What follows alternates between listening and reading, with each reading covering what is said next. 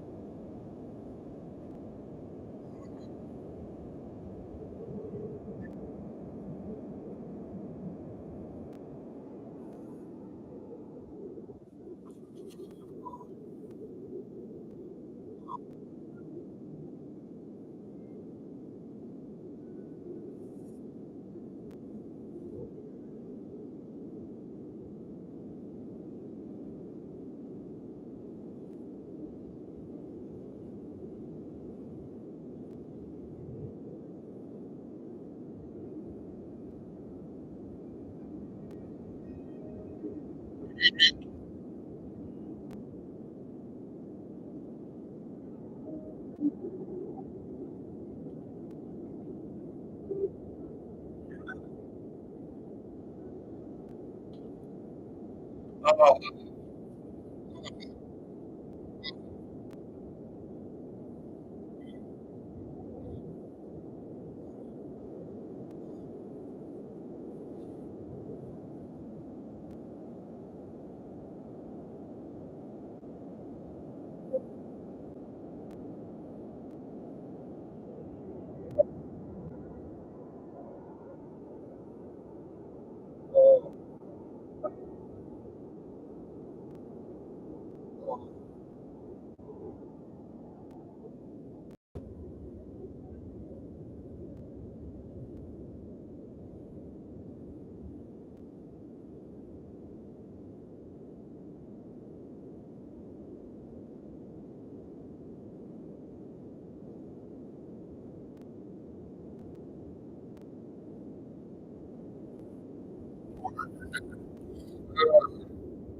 oh.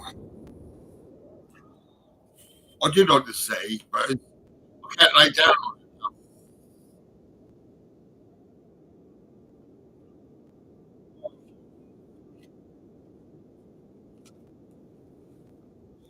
I'm in so much pain. It's bloody crazy. Oh,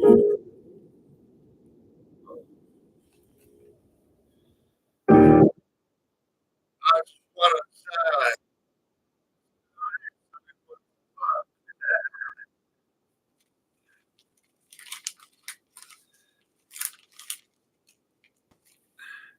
Thank you, thank you, thank you, thank you.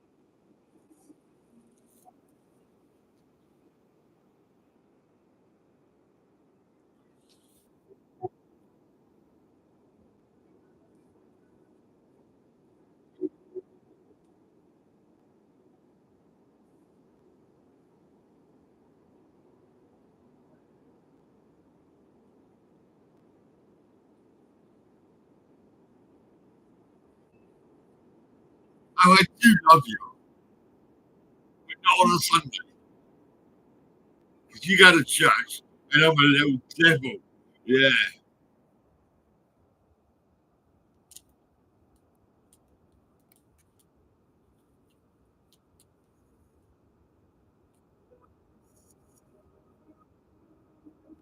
come on, tell me.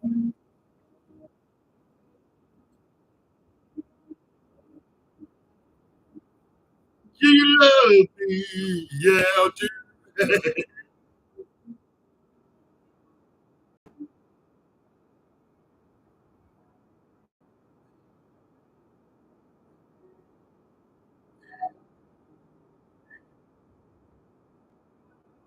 I just had a chicken chow mein. Over there. Yeah,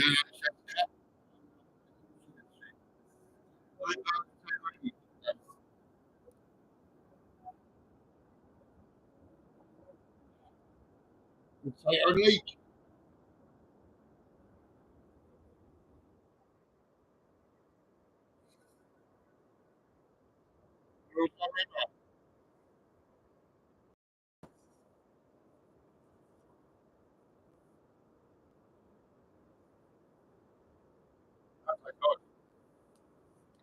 Lovely.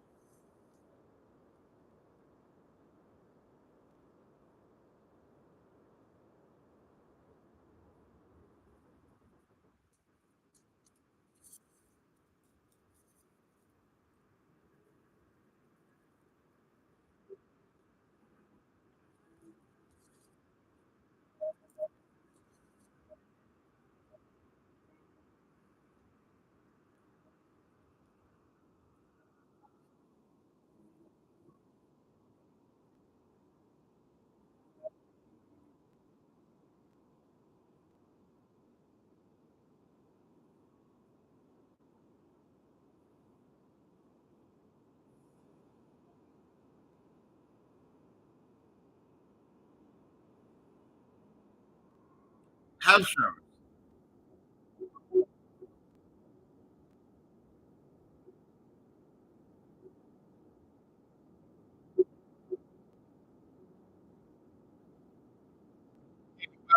Boy,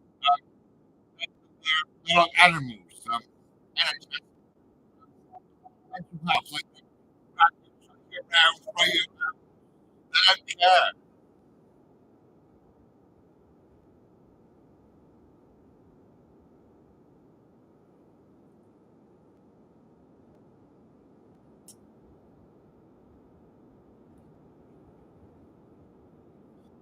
So I've been buying and selling pianos for years, right? I've got no back.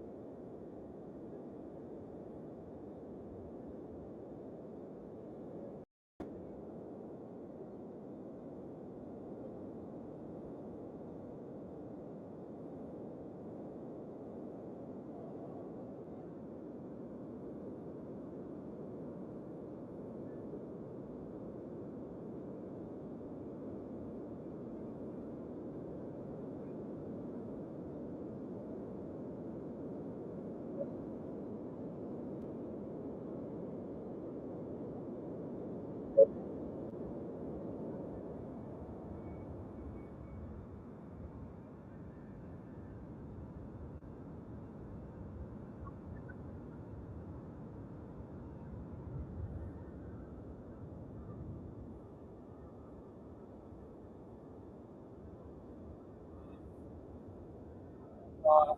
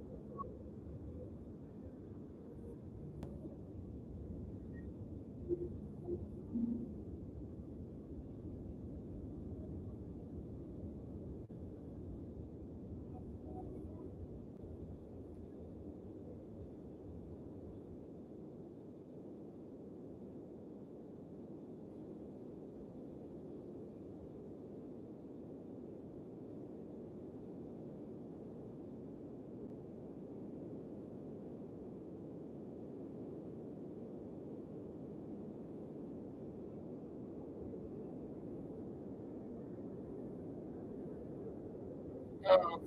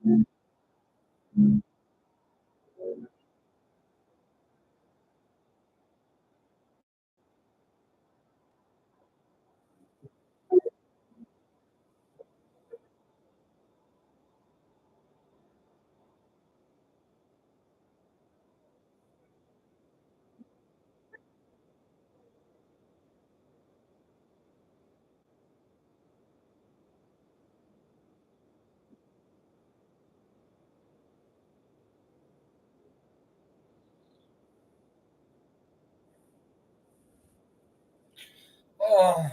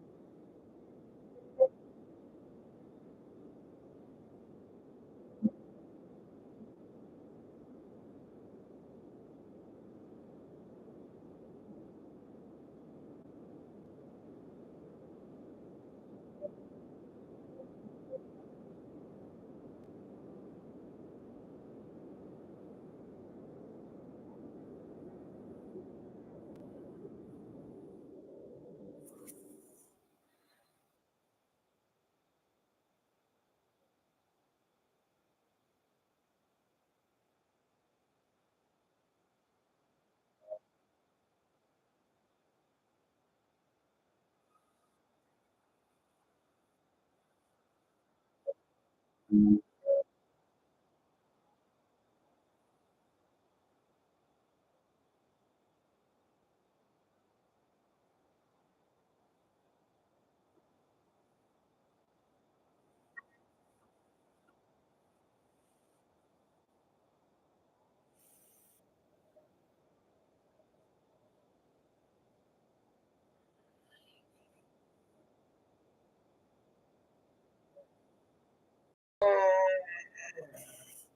oh, oh,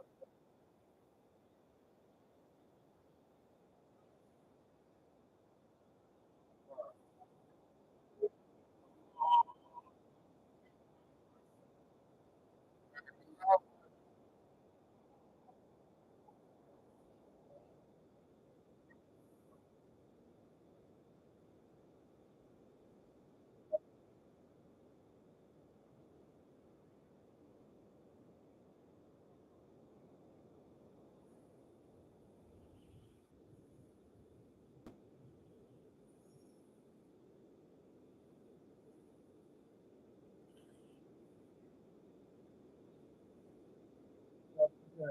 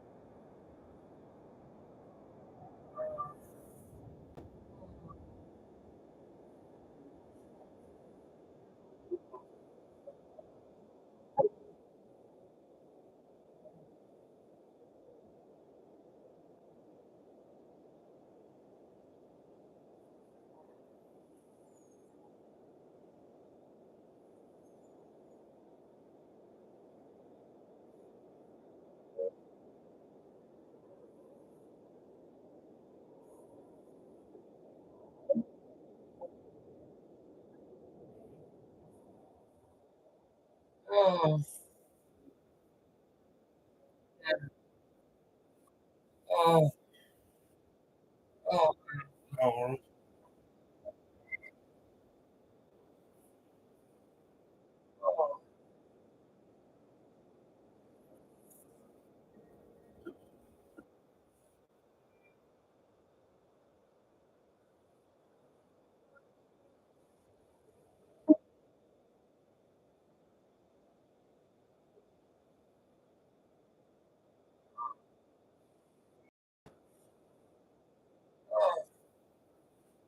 oh, oh, oh,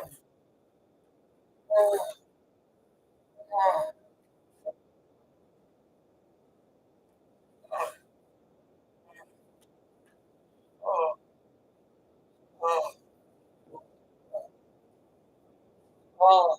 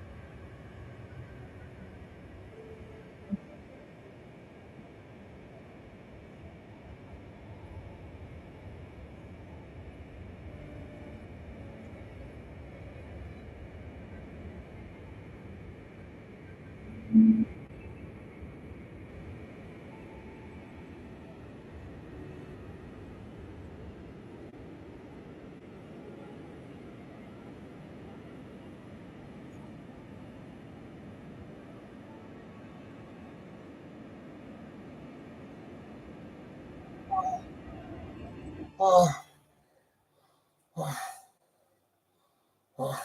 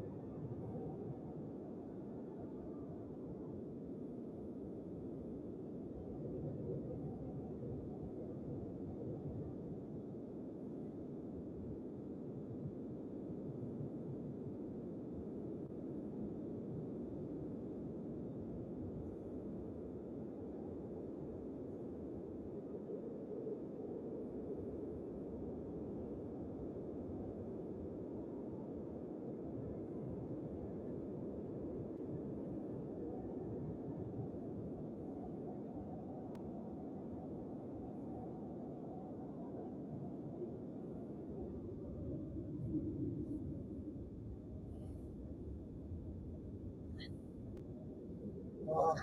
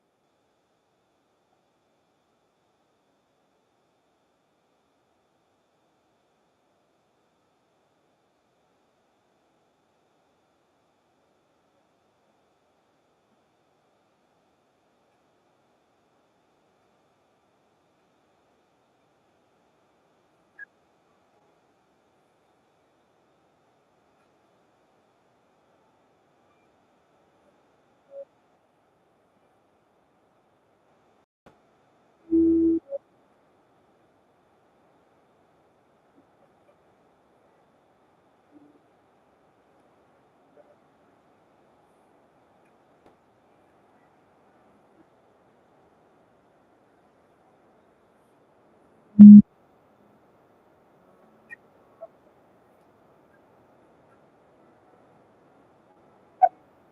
Hmm.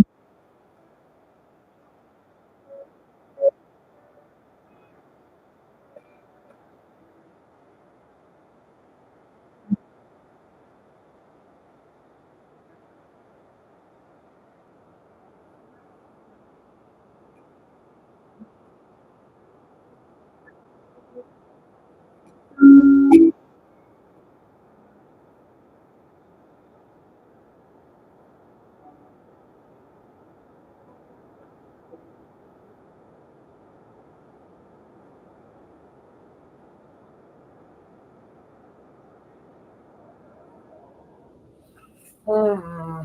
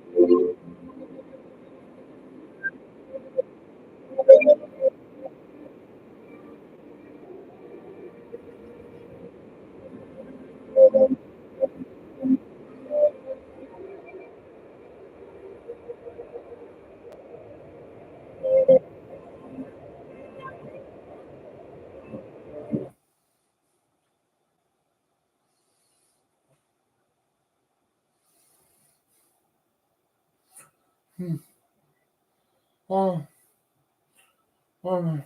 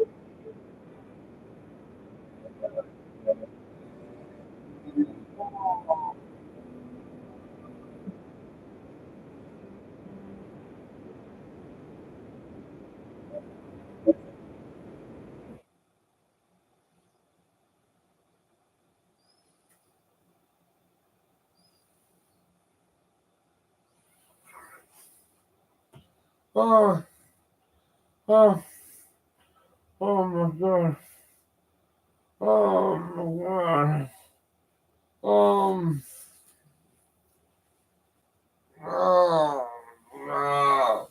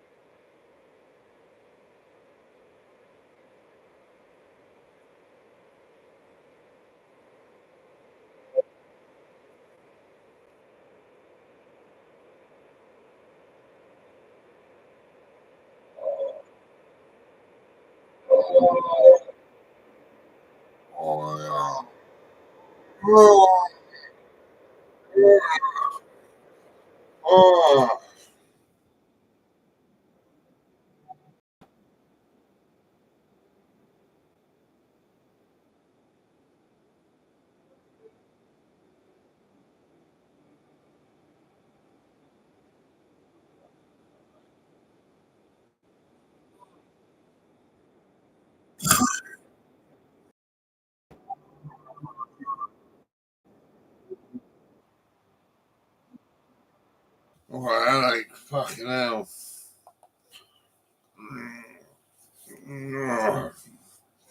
Oh my god. Fucking hell.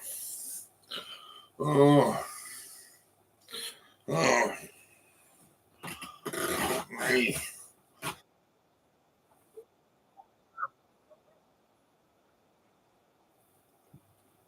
Fucking hell. Oh my god. Oh. Oh, fucking hell. Oh. Oh. Oh. Oh. Oh. Oh. Oh.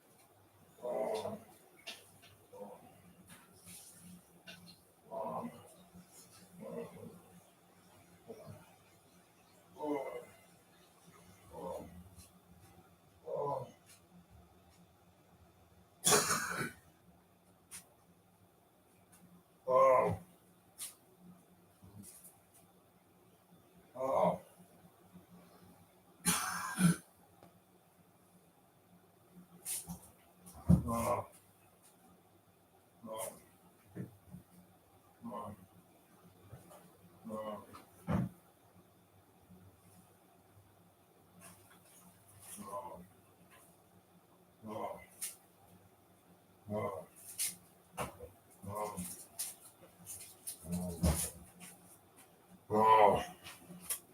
Oh.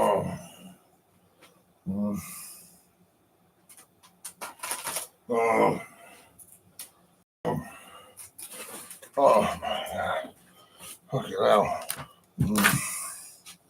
Oh. Oh. Oh. Oh. Oh. Oh. Oh. Oh, my head. Fucking hell. Oh, paracetamol. Nurofen. Yeah. Fucking right. Oh.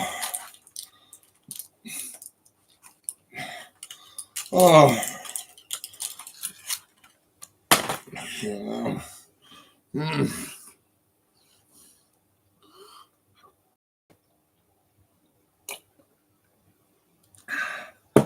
Ah. Ah. Oh.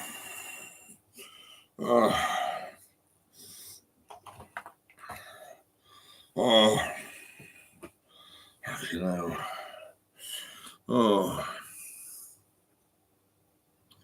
Fucking loads of pain. Oh my god. Oh. Oh. Oh. Oh.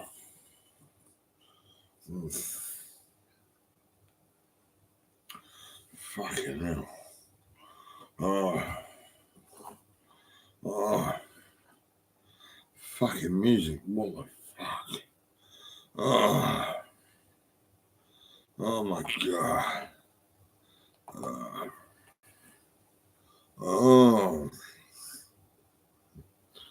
Oh. Oh. Oh. Oh. Oh. Oh. Oh.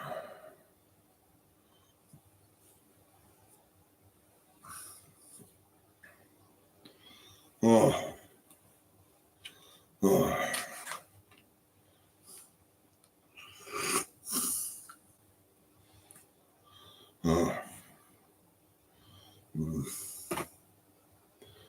Oh,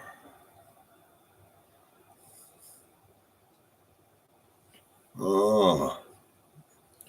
I fucking wanted to go to bed. Fucking.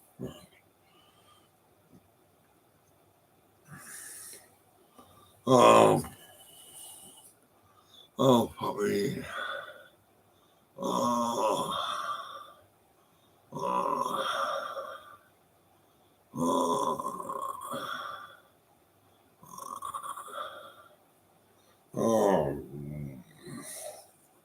oh, oh, oh, oh, oh. Mm,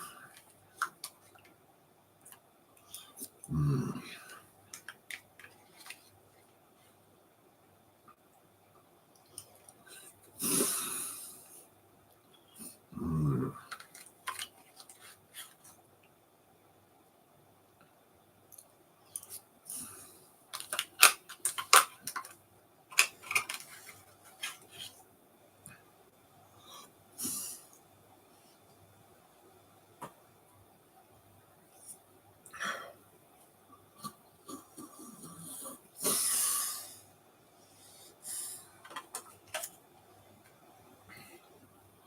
oh, oh, oh, oh,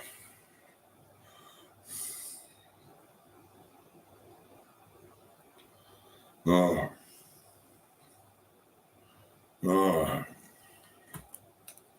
oh, oh,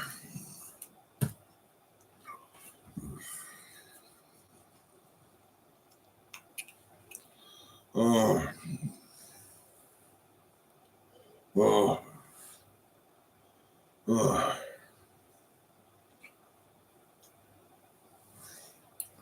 oh.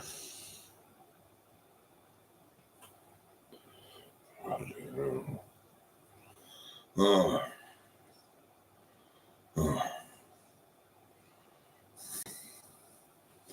My head is fucking pounding.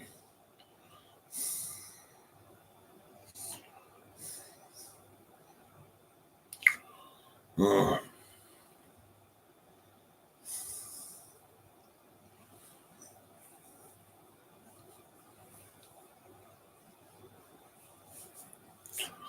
oh,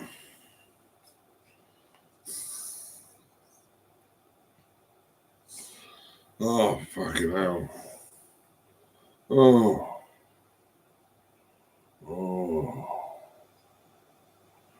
oh,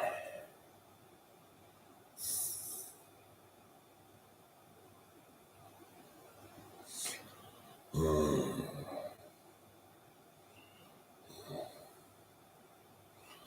oh, oh, fucking hell. Oh,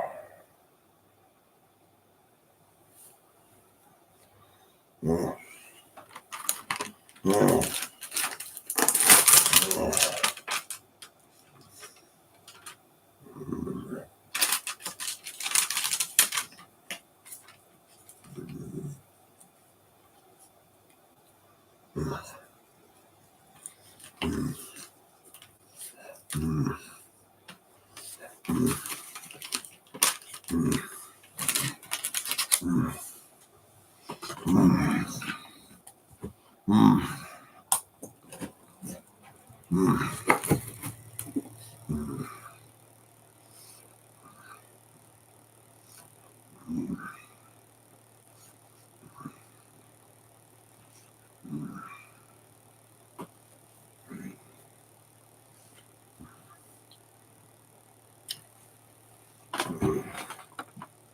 Oh,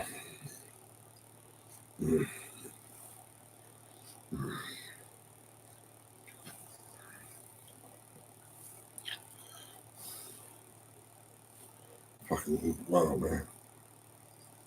It's under 4.